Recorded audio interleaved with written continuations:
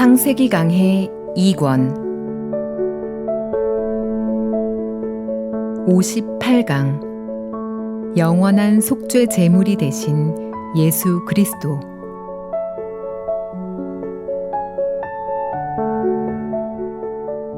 구약시대에는 염소나 양이 죽음으로써 사람들이 죄사함을 받았습니다. 그런데 구약시대의 속죄 제사는 온전하지 못한 제사였습니다. 속죄 제사를 드려서 죄사함을 받아도 또 죄를 지으면 그들이 다시 죄인이 되었기 때문입니다. 그러면 전에 드린 속죄 제사는 아무 의미가 없게 되는 것입니다. 우리가 알아야 할 것은 예수 그리스도께서 이 땅에 오신 이유입니다.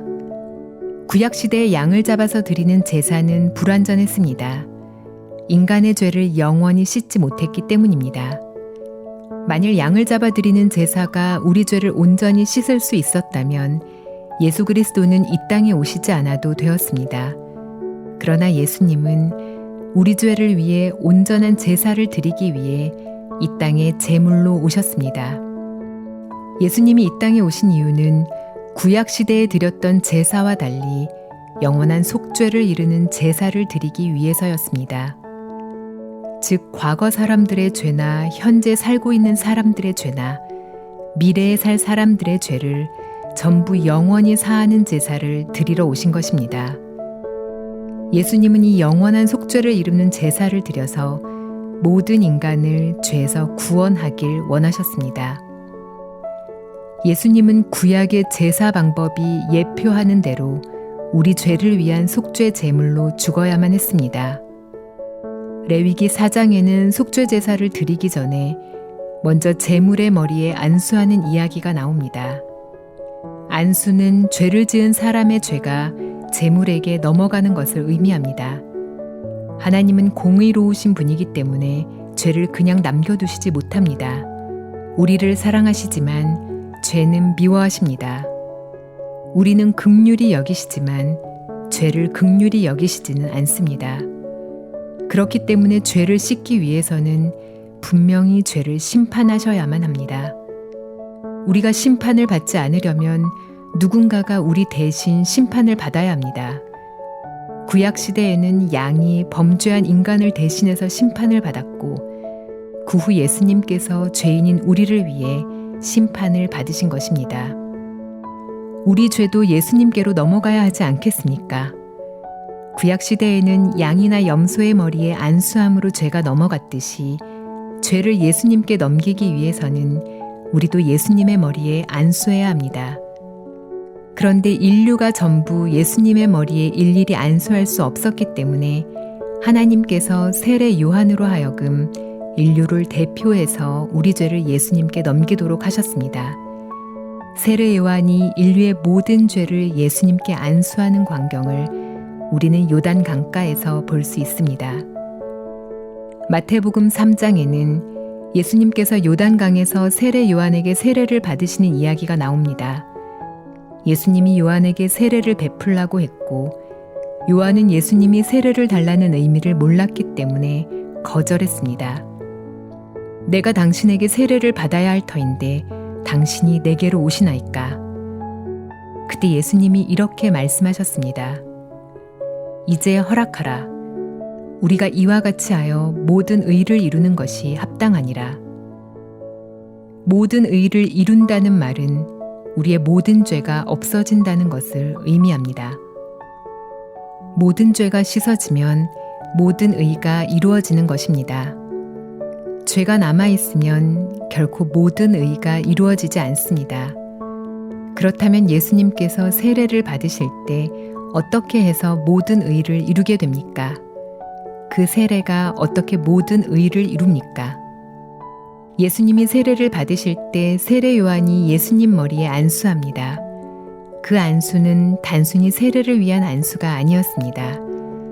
구약시대에 이스라엘 백성이 죄를 지었을 때 양이나 염소를 끌고 와서 그 제물에게 죄를 넘기기 위하여 했던 안수와 같은 것이었습니다. 우리가 예수님에게 죄를 넘기기 위해 일일이 안수할 수 없으니까 세례 요한이 인류를 대표해서 요단강에서 예수님의 머리에 안수한 것입니다.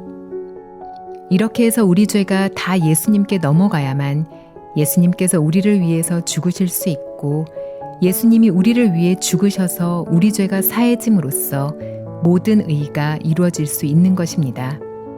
예수님께서 요한에게 이제 허락하라. 우리가 이와 같이 하여 모든 의를 이루는 것이 합당하니라 라고 하셨습니다. 십자가에 못 박혀 죽기 전에 우리의 모든 죄를 짊어지시기 위하여 세례 요한에게 안수를 받으려 하시는 예수님의 마음을 표현한 것입니다. 세례 요한은 예수님의 말씀을 듣고 예수님 머리에 안수하고 세례를 베풀었습니다. 그 세례는 평범한 세례가 아닙니다. 예수님은 세례를 받으실 만한 특별한 이유가 없었는데도 세례를 받으셨습니다. 그 이유는 그 세례를 통해서 인류의 죄가 예수님께 넘어가야 했기 때문입니다. 요한복음 1장 29절에 보면 이튿날 요한이 예수께서 자기에게 나아오심을 보고 가로되 보라 세상 죄를 지고 가는 하나님의 어린 양이로다 라고 되어 있습니다. 예수님이 세례를 받으시고 요한에게 나아왔을 때 요한은 예수님을 보고 보라 세상 죄를 지고 가는 하나님의 어린 양이로다 라고 했습니다. 세례를 통해 우리 죄가 이미 예수 그리스도에게로 넘어갔다는 것입니다. 하나님은 세상 죄를 담당하신 예수님을 십자가에서 심판하실 때 얼굴을 돌리셨다고 성경은 기록하고 있습니다. 하나님은 왜 사랑하는 당신의 아들 예수님에게서 얼굴을 돌리셨습니까?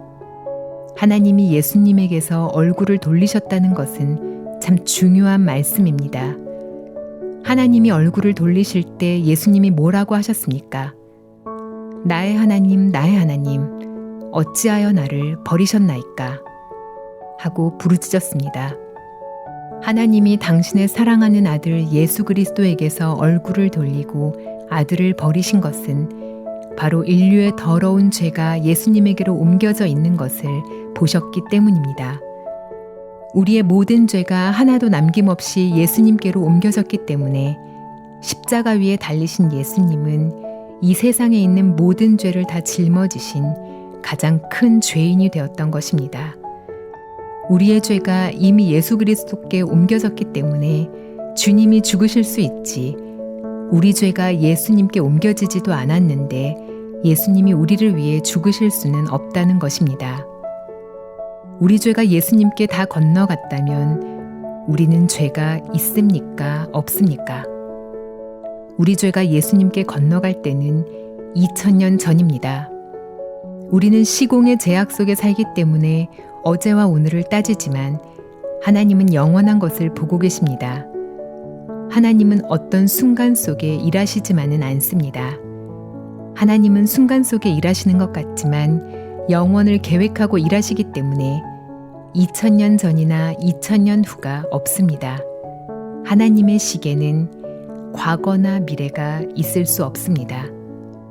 다만 영원히 존재할 따름입니다. 우리가 생각할 때 2000년 전에 죽으신 예수님의 피가 어떻게 2000년 후에 우리 죄를 사할 수 있느냐라는 의문이 들지만 하나님은 2000년 전에 죽은 예수님의 피가 우리의 모든 죄를 사하는 것을 보셨고 우리가 태어나기도 전에 모든 죄가 이미 예수님께로 넘어가는 것도 보셨습니다.